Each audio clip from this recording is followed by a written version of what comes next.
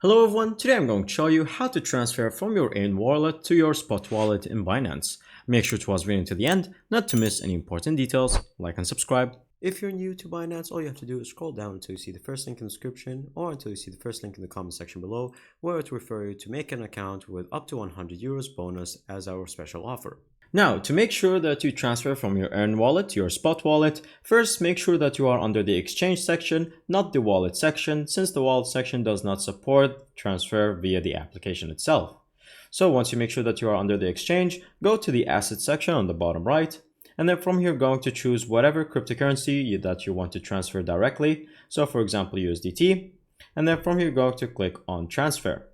Now from here, as you can see, we have the currency or whatever else you might want to choose. And then from there, you have two options, the from and to. So click on the from, and then from here, click on the earn flexible assets, which is going to be your earn wallet. And then to just make sure that's set to the spot wallet, which is right here. Then select whatever coin you might want to release. And then from here, finally select the amount after you're done with it. And then click on confirm transfer.